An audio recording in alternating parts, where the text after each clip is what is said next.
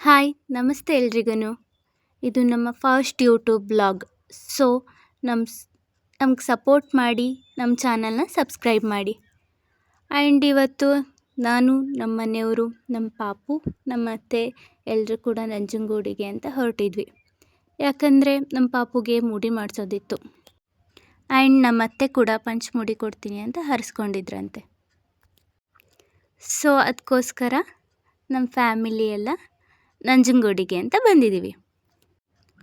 And ಇಲ್ಲೇ ಕಾರ್ನ park ಮಾಡಿಬಿಟ್ಟು ಮುಡಿ ಕೊಡೋ ಹತ್ರ ಹೊರಟ್ವಿ. ಅಲ್ಲಿ ಎಲ್ಲ ಮಕ್ಕಳುಗಳು ಕೂಡ ತುಂಬ ಅಳ್ತಾಯಿದ್ರು. ಅದನ್ನು ನೋಡಿಬಿಟ್ಟು ಇವನು ಕೂಡ ಅಳ್ತಾನೇನೋ ಅಂತ ಅಂದ್ಕೊಂಡಿದ್ವಿ. ಆದರೆ ಏನೋ ಗೊತ್ತಿಲ್ಲ, ತುಂಬ ಹ್ಯಾಪಿಯಾಗಿದ್ದ. ಇದೇ ತಾನೇ ಬೇಕಾಗಿರೋದು ನಮಗೂ ಕೂಡ. ಇಲ್ಲಿ ನಮ್ಮ ಅತ್ತೆ ಕೂಡ ಪಂಚಮುಡಿ ಕೊಡ್ತಾಯಿದ್ದಾರೆ. ಮುಡಿ ಎಲ್ಲ ಮುಗಿಸ್ಕೊಂಡು ನದೀಲಿ ಸ್ನಾನನೂ ಮಾಡಿಕೊಂಡು ಹಾಗೆ ನದಿಯೆಲ್ಲ ನೋಡಿಕೊಂಡು ಹೊರಟ್ವಿ. ಸ್ವಲ್ಪ ಪೂಜೆ ಸಾಮಾನು ತೊಗೊಳ್ಳೋದಿತ್ತು ಅಂತ ಹೇಳ್ಬಿಟ್ಟು ತೊಗೊಂಡ್ವಿ. ಹೋಗ್ತಾ ಇರಬೇಕಾದ್ರೆ ಅಲ್ಲಿ ಡೋಲ್ ನೋಡಿಬಿಟ್ಟು ನಂಗೆ ಡೋಲ್ ಬೇಕು ಅಪ್ಪ ಅಂತ ಹೇಳ್ತಾ ಇದ್ದ. ಅವರ ಅಪ್ಪ ಕೂಡ ಅದನ್ನು ನೋಡಿಬಿಟ್ಟು ಚೆನ್ನಾಗಿದೆಯಾ ಇಲ್ವಾ ಅಂತ ಹೇಳಿ ನೋಡಿ ಅವನಿಗೆ ತಕ್ಕೊಡ್ತಾಯಿದ್ರು. ಅದಾದಮೇಲೆ ದೇವಸ್ಥಾನದ ಹತ್ರ ಬಂದ್ವಿ. ನಂಜನಗೂಡನ್ನು ದಕ್ಷಿಣ ಕಾಶಿ ಅಂತೇಳಿ ಕೂಡ ಕರೀತಾರೆ.